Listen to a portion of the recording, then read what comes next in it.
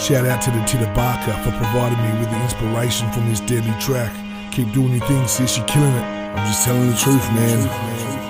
Fade these cunts. Yeah, white Australia, I'm disgusted in the way that you act. The racism shown against our brothers and sisters who black. You get offended over movements to hand and let back. It always was, it always will be. A fact is a fact. You claim you ain't British, shit truth be you idolise the Union Jack. Don't wanna change the anthem, flag or date, and you ain't giving shit back. Ignorance to past atrocities just sums up your psychology. Saying it happened years ago when Kevin Rudd gave an apology. Then say it wasn't me, I wasn't there, but no one said you were. But can tell you really don't care just by saying those words. Cause if you really gave a fuck, then maybe you would show compassion and educate yourself with the hidden truth of what really happened. Terranalia, slavery, rape, murder and genocide barely get a mention and rarely ever get identified. You think it'd be one of the first things you're taught in school, that the barbaric treatment suffered under British rule. But it's obvious cause this country was built by crooks. Instead you learn about these dog cunts like Captain Cook. Then go and name places in honour of these British ambassadors, the same ones directly responsible for the massacres. For over 50,000 years a proud people lived in harmony, but for the last 200 years they've been bleeding out their arteries. Now we can never change the past, but we can change the date, a date for all to relate, that everyone can celebrate. Better yet, why the fuck do we remain as British subjects? It's time this country broke away and came a republic. Yeah, you heard me, why the fuck do we remain as British subjects? It's time this country broke away and came a republic. Fuck the Queen, fuck the British Empire, and fuck the Union Jack. And if you disagree with me, then fuck you too, we'll send you back. Let's raise a glass for Pemulwuy and raise a glass for Jaeger, for showing resistance and standing up to the invasion. There's only one way in this country we will ever be one, that's to replace the Union Jack with the indigenous son. There's only one way in this country for us all to be equal, that's to recognise the rights of indigenous people. There's only one way in this country we will ever be one, that's to replace the Union Jack with the indigenous son. There's only one way in this country for us all to be equal, that's to recognise the rights of indigenous people. There's only one way in this country we will ever be one, that's to replace the Union Jack with the indigenous son. There's only one way in this country for us all to be equal, that's to recognise the rights of indigenous people. There's only one way in this country we will ever be one, that's to replace the Union Jack with the indigenous son. There's only one way that you can try and stem a bleeding heart, that's to acknowledge and never repeat what made the bleeding start.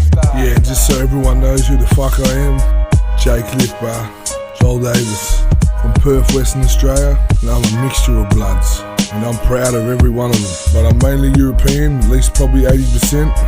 My mother's family were Italian immigrants who come here after the Second World War. On my father's side, through the maternal line, it's pretty much just all Irish. I'm actually a direct descendant of an Irish convict.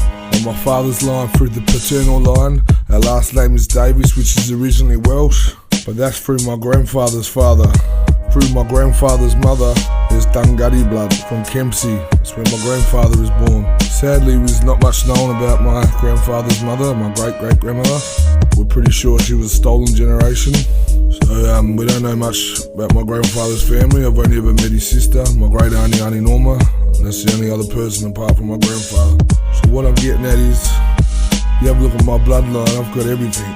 I've got Irish convict blood here, direct descendant. I've got ethnic immigrant through my Italian blood, and I've got indigenous through my Dunghutti blood. So I pretty much cover most of the multicultural diversity that makes up the Australian public today, from the first European settlers to the ethnic immigrant to the original custodians. And I don't show bias towards any of my bloodlines, and I only speak the truth from what I see and what I've learnt from my surroundings. I don't see black, I don't see white, I see good, I see bad, I see real, I see fake. And I know a lot of white Australians will disagree with my message in this song, cause the truth is they don't know who they are. The truth is they don't know about anything from where they're from, this country. Sadly, the majority of them don't even care to know about how this country came to be what it is today. Cause if you truly know the history of this country and what has happened in the past here, and we're sympathetic, you'd have no objections in changing the flag, you'd have no objections in changing the anthem, you'd have no objections in changing the national holiday, because all of those three things are of national importance, should represent all of Australians regardless of ethnicity, which they don't. All three only represent British colonisation, and British colonisations to Indigenous people equals rape, slavery, torture, murder, theft, genocide, just to name a few.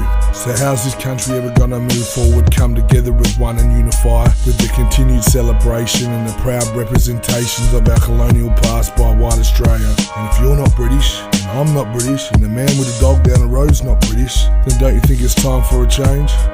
Britain does nothing for us, the Queen does nothing for us, so why are we still a part of the monarchy? I think it's time we stood on our own 2 feet and became a republic, and had a fresh start.